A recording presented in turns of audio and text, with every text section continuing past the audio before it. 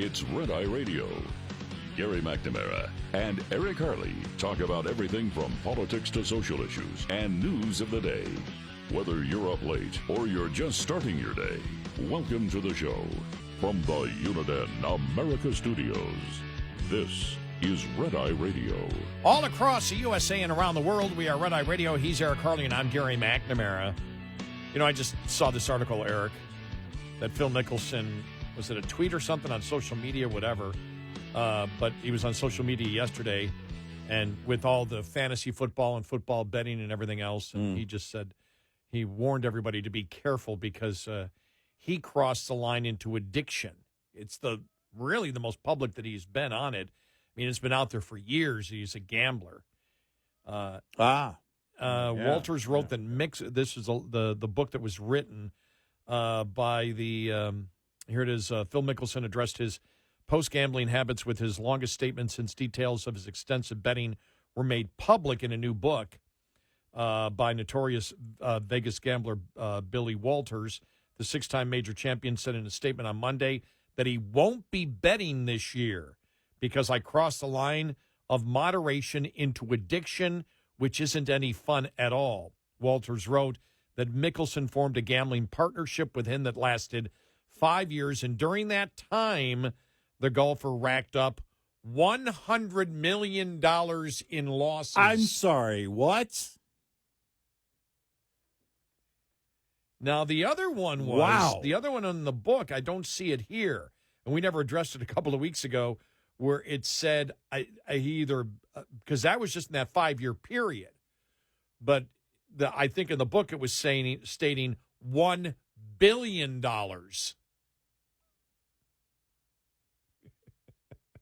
Of maybe in a lifetime or in his total? I don't know. If he's lost $100 million, maybe that means he's bet $1 billion in his lifetime. Because that was just a 5-year period. He lost $100 million. And this is it all on sports, or is he playing cards, or did I it guess say? so. I guess sports or whatever. I don't know. I'm not a gambler. I have no interest. Oh no, I'll gamble a little bit. I'm not gonna. I don't have $100 million to lose. Well, no. But here's the thing. You know, if you want to play a little bit, here's where people, I think, or I could see where people, I guess, go off the deep end. If you get up, let's just say it topped out, at $100 million. You're looking back over that means huge chunks at a time, right? Now, this is somebody who's a very high earner. But it doesn't matter. Money is money. And if you've lost, let's say $1 million, $5 million, and then what is the next thought then? It quite often is. I saw this about, who was it? I forget which celebrity they were talking about. But the idea was, well, I got to get it back. Oh, that's where you would make a mistake. Oh, it was Larry Flint. And he, anybody with money, they're automatically a high roller if they're going to play. If they're not playing and they got a ton of money, if they're playing and they got a ton of money, they're likely betting a lot more than you and I are. And so this idea of, well, I got to go get it back. I know I'm going to win it. There was a in The Sopranos, there was this poker game that they had, and of course, it was for real money, and a fictional setting, but you could see it. It was like, no, come on, just float me another whatever it was, 10,000 or whatever, and I'll buy into the card game again, and then all of a sudden you're in all of this debt. I don't know how you lose $100 million in 5 years. And because the mind's because I would think it's not the addiction to the winning as much as it is that you can't come to terms with the losing. And there's the difference. If you say to yourself, all right, this is my entertainment budget, and I'm not anywhere near a high roller. I would consider myself to be more of a granny player. And when you look at it and say, if you were to, be a millionaire, and then if you were a millionaire and you were betting, I don't know, the one documentary they showed on Larry Flint is that he didn't even, when he came to the resort, I forget which Vegas resort it was, he pulled up and then he's laying down 15 grand for every turn of the card. So it was blackjack, and they let him play 3 hands at a time, 5 grand per. 15 grand every time of every turn of the cards. Well, if you're, and then at the end of that documentary, he allowed them to show how much he lost in that one setting, but then updated it. He came back and won 3 times as much, like a few months later. Well, I think that's where you would get into the problem. Well, I lost this. I got to go get it back. If you're not looking at it as pure entertainment. I literally just, it happened recently, actually. I took a quarter and turned it into $30. And it was the funnest thing I've ever done. It's absolutely serious. 25 cents, and it was a found 25 cents. It wasn't even mine. I do remember the greatest thrill I've ever had in gambling was it was nickel and dime. Yeah. And the pot got up to about, after the entire night, $16. Right. And I won it. Yeah. And I was pretty stoked. But other than that, the most I've ever, where have I lost the most in gambling? Radio? No, I mean actually in gambling on, yes, sir. My career. I got into radio. Yeah, I don't need to gamble money. I gambled with my life. I know about losses. I chose this business. No, right here in the studio. Oh, the when Brian, whenever the lottery gets to $1 billion, whenever the lottery gets up to $1 billion, and Brian says, "All right, guys, we're doing the whole pool. Everybody get in." I've lost the most, and I have no idea what that would be. I mean, we do it every 6 months or something for the last couple of years. Whenever it gets to $1 billion, that's the most I've ever lost in gambling. Is right here in the studio. Yeah. Have I just admitted something that could get me fired? We were gambling in the studio? No, we weren't gambling technically in the studio. The gambling took place when Brian went and purchased the tickets, which is legal. Okay. Yeah, it's all legal. And I wasn't gambling. I was contributing to education. Yes. I was contributing to our educational system. Right. But that's right. And besides, because it's all legal as long as it's the state sponsor. And I do remember that when I went one time, this goes back about 10 years ago, I went to a concert in Cleveland. Yeah. And it was right down the street. My buddy who goes to the casino once in a while. Yeah. I mean, he's totally responsible in everything that he does in his life. Yeah. But he was like, "Oh, the casino's right down the street." I go, "I don't want to go down." It's like, come on. After the concert, let's go down. He goes, "No, you want to go down. It's the, what is it, the Busby building or the Bisbee building, the one that was in the Christmas Story?" Oh, yeah. Okay. The department store. Okay, yeah. He goes, "That's the casino." I went, "Let's go." Yeah. I want to see what it's like inside the store. Well, and it actually looks like you actually go different floors. It looks like a department store, but everything is gambling. It was actually really cool. Yeah. And I don't know what I lost something in the One-Armed Bandit, whatever, but we got a beer and walked around, and I'm amazed by the people that are obsessed with it. I think that was actually, and when I was in Vegas one time, I mean, work, I was amazed. I was can amazed walk at through the a passion of room, people. and I've done it before. You can walk through a room and you can see a great deal of disappointment and sadness. I walked through a room not too long ago, and one of the screens on the machine was punched out. Oh. That's a problem. Yeah. And so is losing $100 million in 5 years. That's something I can't even fathom. I wonder if that's why. I wonder if that's why he joined Live, Maybe. the Saudi Oof. Arabian thing. He needed the cash. He needed to get it back. Maybe. That Maybe. was the rumor. Well, because that was the rumor. you at and that I were point. kind of asking, I why never- why would Phil join? Because he doesn't, from what we know, he doesn't need the money.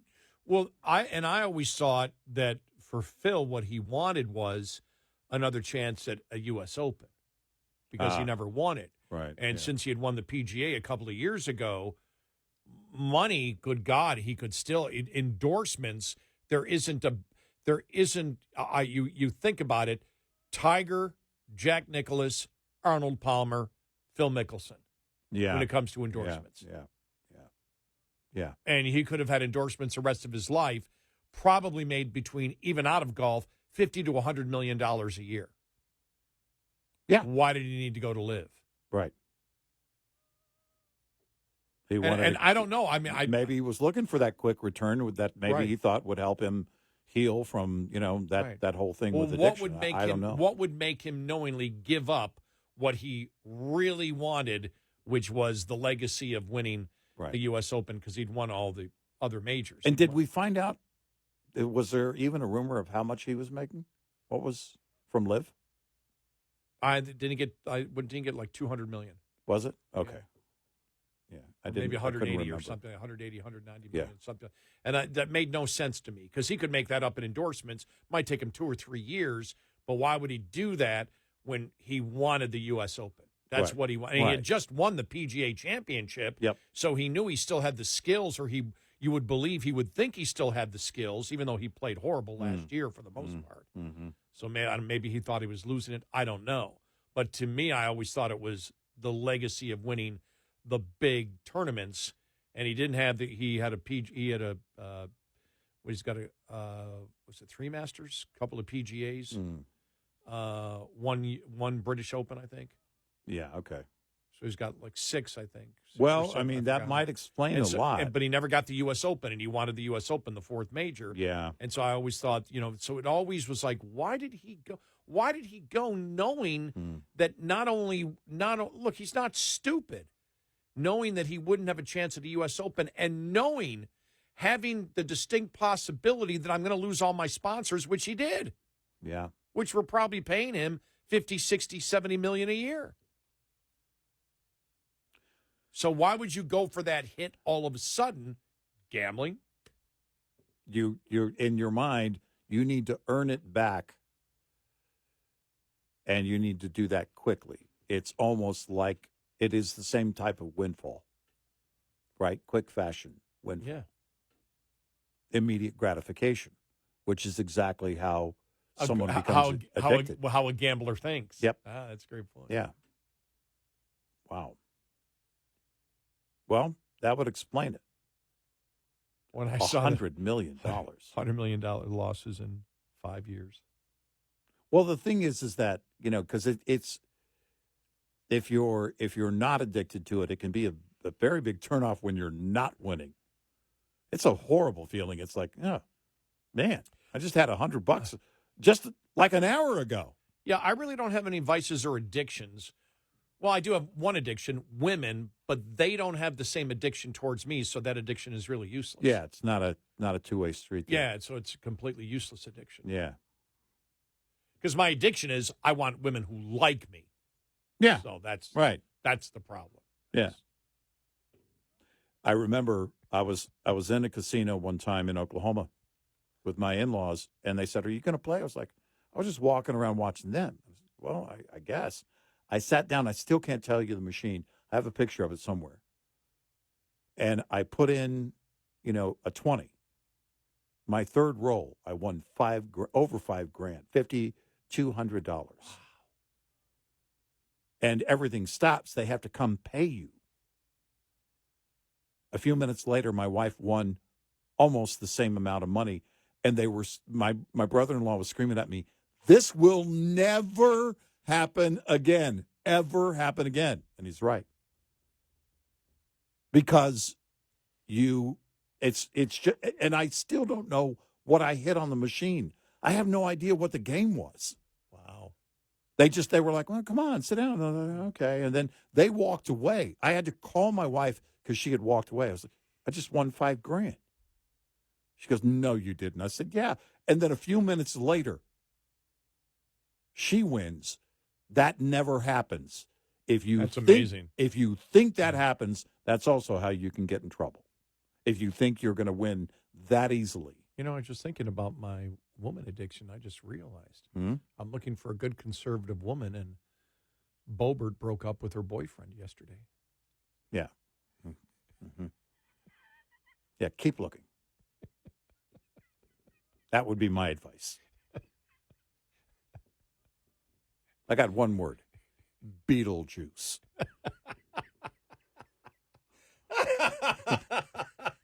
It's not what she did in the theater. It's the fact that she went to see Beetlejuice. That's true. I'm out at that point.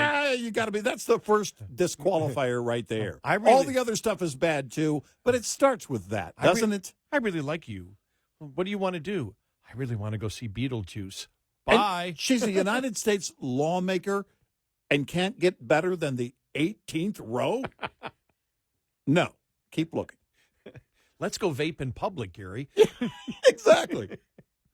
Yeah, no, keep your hands to yourself. Oh, keep your hands over there. I'd rather be alone for my entire life. Yeah. 866-90 Red Eye. This morning's USDA Farm Report is brought to you by House Products. Tested, trusted, guaranteed since 1920. This year and next, many of us may be asking that immortal question, Where's the beef? where's the beef? Last year, the U.S. produced almost 28.5 billion pounds of beef, 28.5. The forecast for this year? Just under 27 billion pounds. USDA's Outlook Chairman Mark Jekanowski says the current declines in cattle numbers and beef production are expected to continue into next year, with production down again in 2024, down to about 25 billion pounds, a drop of around 6.5% from this year. So supplies tightening up. Pushing steer prices up. For this year, USDA forecasting an average price 178.5 per hundredweight. And for 2024, that's expected to increase by about $7 per hundredweight to $185.50. An increase of about 4%. We'll get more data on the cattle situation Friday when USDA releases its cattle feedlot report. Gary Crawford for the U.S. Department of Agriculture. This report brought to you by Cenex Fuels and Lubes. We'll be right back with more Red Eye Radio with Eric Harley and Gary McNamara.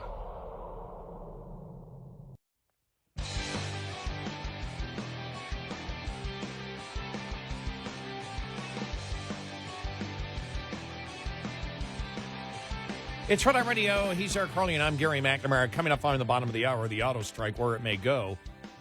Just a note from yesterday when we were talking about the fact that Whole Foods and Walmart and other grocery stores in parts of Chicago, since they left because of crime, they couldn't make a profit, crime, shoplifting, whatever, that the mayor of Chicago is considering now a government grocery store. Yeah.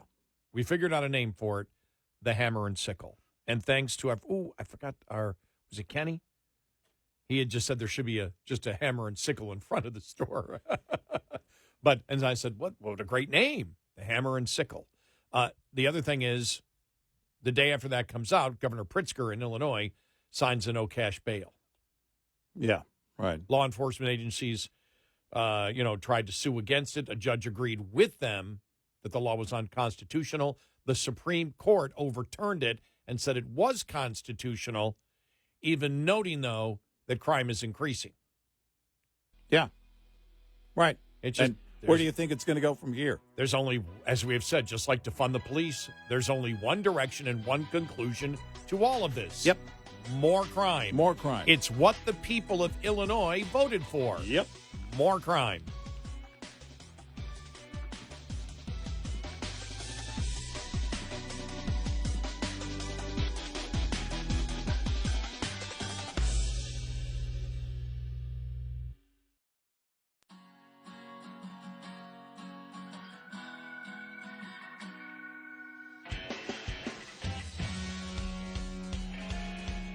Call and join the conversation. 1-866-90-RED-EYE. Red Eye Radio. It's Red Eye Radio. He's Eric Harley, and I'm Gary McNamara. Good morning. We had played, I think it was last week, Lawrence Summers, who was economic advisor to Obama. He is the one that warned the Biden administration about the possibility of inflation, saying do not pass the $1.9 trillion COVID bill. It's going to lead to inflation. And it did. Yeah. And he warned them. They didn't pay attention. Last week, he talked about the auto strike and said this may be the end game. They're trying to get whatever they can because there's a belief from the management that the unions won't be able to survive after this, that this is an end game kind of negotiation. And Wall Street Journal talks about it here with the head of the UAW, Shawn Fain. By the way, I got some people writing, well, what do the union members make? I think he makes somewhere a little over $200,000 a year. I think that's what he makes. That's what as head of the union. Yeah, that's what the guesstimate is. Yeah, okay. There's a certain formula that you can only make a certain amount, and that's with the $200,000 plus is with expenses and everything else included in that. Yeah, okay. There's actually are they allowed to do speaking engagements and things like that? I don't know. Yeah, that's what he makes from that. I don't know what he's allowed to do outside of it. Okay. But they just turned down 21% pay raise over 4 years. And they write here, he keeps citing corporate greed like a mantra, yet it was telling this weekend when he refused to discuss the union's impact on future job creation. Asked on CBS's Face the Nation how he would make the case to Detroit automakers to invest in more expensive union shops rather than move these to right-to-work states, because that's a great argument. Yeah. You want to take, I think it's the Wall Street Journal wrote the other day, you want to take and go from $65 an hour total cost to $155. What makes you think the auto companies will agree with that instead of going to a right-to-work state? Mr. Fain ducked the question like a politician. No. UAW worker pay shouldn't be compared to how pitiful Tesla pays their workers and how other companies pay their workers. Well, it doesn't matter whether you don't think it shouldn't. Yeah, it doesn't matter what your opinion is. Right. Your opinion doesn't matter. Your opinion does not affect economics, which is what is the incentive of the automobile companies. Correct. He added most of these workers in these companies are scraping to get by, so the greedy CEOs and greedy people like Elon Musk can build more rocket ships and shoot themselves into outer space. And they write, Mr. Fain can criticize Mr. Musk. Or Muck. All he wants. But Tesla is the chief competitor to the Detroit automakers in the government-mandated electric vehicle race. That's the reality. Corporate CEOs have to consider that, even if Mr. Fain ignores it. According to the Security and Exchange Commission disclosures, the median worker at Tesla earned $34,000 last year in total compensation, compared to $80,000 at GM,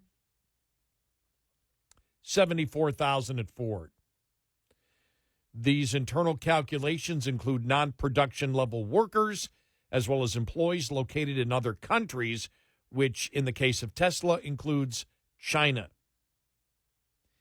Yet the U.S. accounts for a larger share of Tesla's workforce than it does for Ford and more.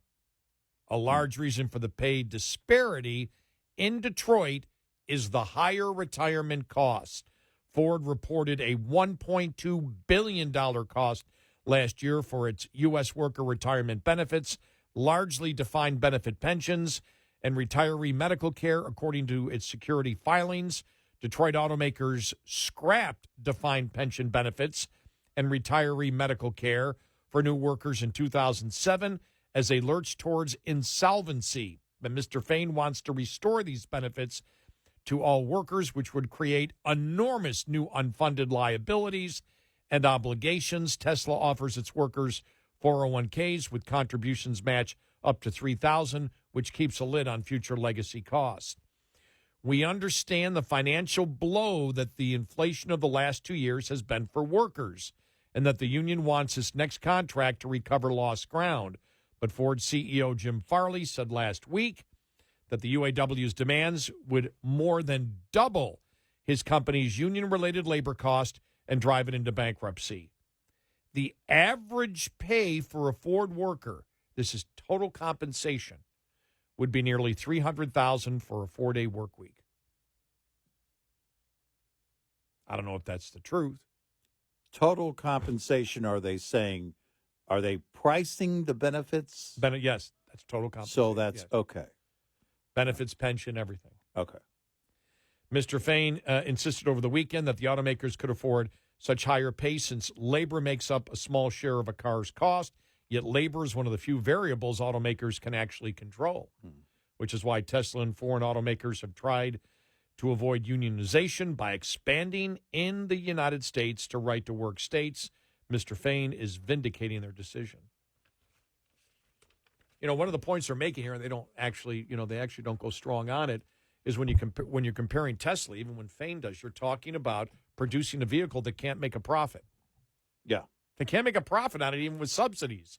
And so we're talking about, you're like saying, well, $34,000, that's a horrible wage to pay. Is $34,000 a horrible wage to pay? And that's a median. Yeah. But is $34,000 a horrible wage to pay when the product you're making cannot make a profit? That's the question. Right. If you're making a profit, then you can make a case for $70,000 or $80,000. Well, the entire spirit of the union is to essentially share in that profit. Yeah, exactly. You can make the case, we wish to share in the profit. What are you sharing in if the government is mandating that you make something at a loss? Yeah. Even with their subsidies. And now what the unions are saying is, yeah, but they've made profit over the last 10 years, but those profits were based on the ratio of the trucks and SUVs that have been being made over the last 10 years. Well, I mean, not the acceleration of the electric vehicles up to 2/3 of what the government wishes them to make. Yeah. Instead of Detroit selling 3%, they want 66% in just a few years of electric vehicles instead of the profitable SUVs and trucks.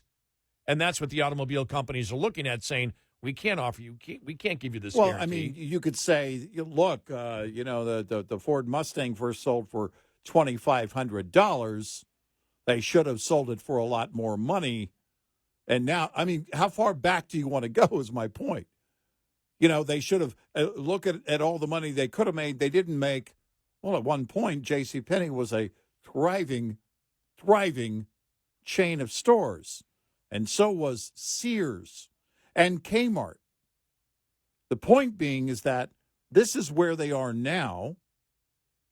And going forward, what is the future of it? Because you really can't answer that question without saying, well, it's going to be the end of the big three. Because it will be. The EV mandates will make sure of that. And the Democratic Party is okay with that, by the way. They're okay with manufacturing being gone. They're okay, in general, with these blue-collar jobs all being gone because you guys are killing the planet. Let's see Joe Biden give a speech. I mean, I know he said some words the other day, but stand up in front of them and say what you really feel. The question comes down to this. What should the pay of an average worker be when the government mandates that a company produce a product that the public doesn't want, the public can't afford, and the company can't make a profit on? You can have a discussion on when they're producing a product that the consumer wants, the consumer can afford, and the profits are clear as to what the automobile companies are going to make. Mm-hmm. But right now, the UAW isn't looking forward. UAW isn't doing, for example, what the NFL Players Union would do, which was here's a projected growth of the NFL over the next few years. So we want whatever they, normally get 55% of the profits or whatever. Therefore, here is the fund. Here is that amount based on the growth, the future growth. The UAW saying, let's look at past growth and the fact that we weren't rewarded for what we feel we should have gotten for past growth. Mm-hmm. And so you make it up now for future growth, even though there's going to be no future growth based on, well, they're not even throwing it out. There is no model. Nobody's throwing out the model. The only thing the automobile companies are saying, the OEMs, when they sent a letter to the Biden administration about, 2 months ago, saying this isn't sustainable. Right. We can't succeed. Right. You can't force us to make a product that we can't make a profit on. And that's what the UAW is dealing with. So when Lauren Summers said there seems to be an end game to this, is almost as if the UAW is saying, this is our last gasp to get whatever we can right now. Mm-hmm. Because it's not sustainable. That it's almost an admission by everyone, including Sean Fain, that the automobile business is a failed business model because of government interference. Yeah, right. I mean, I'd like to hear the argument against what I just said. What is the argument? Because I hope there is an argument. I hope the argument would be, well, the government really isn't going to do this, and they're going to allow this to happen, and with trucks and SUVs and everything else out there, because we're going to reverse the EV mandate. Or the projection is, because you see what the projection is on what amount. Well, you see what the mandates are. Nobody's projecting, and if they are, nobody believes in the projections of how many electric vehicles are going to be sold. right. Nobody buys it's legit. No, it is way overinflated on the projections and way underinflated on the cost of those vehicles. Yeah. Because they can't get there now without throwing government money at it. And even then, those companies are making them and selling them at a huge loss. A lot has been said about what the Ford CEO has been saying recently. And what it adds up to for a lot of people, the read is, man, I don't think we can make this F-150 Lightning much longer. Because they can't. The last time the OEMs were bleeding cash, the government had to step in within months and bail out at least GM.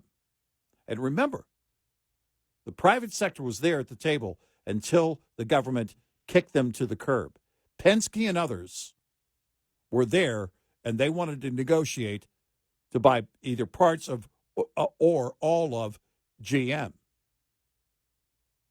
We're in a situation now that feels a lot like 2008, 2009. And it's because the government is sending it there.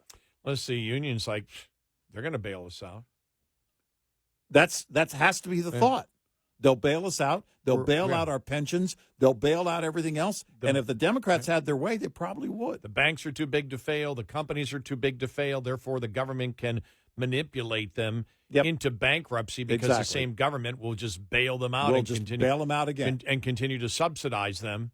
I could see it happening. I don't know if it's going to happen. I think it they wouldn't may be shock thinking me. that. I could see it happening. If that happened, I'd go, yep, sounds exactly like what we did the last time. 866-90 Red Eye. Coming up, more with Gary McNamara and Eric Harley. It's Red Eye Radio.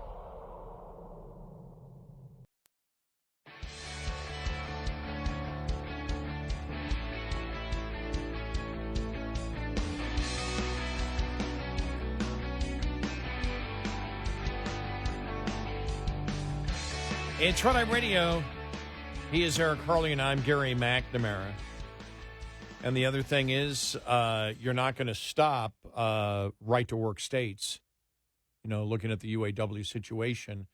And if the Democrats believe that they could, by setting some type of federal law, getting rid of, and it's not going to happen, you wouldn't be able to get the votes for it, then they'll go overseas. Yep, that's it. That's what they do. They move south, usually in the U.S., and or move somewhere not in the United States. And there's no way around that. Those are the dynamics. If your labor costs are 3 times more, they're not going to keep producing where they produce. No. End of story. No. And plus energy costs that are unnecessarily high. Yeah. Add that to the manufacturing costs, and it's bad news.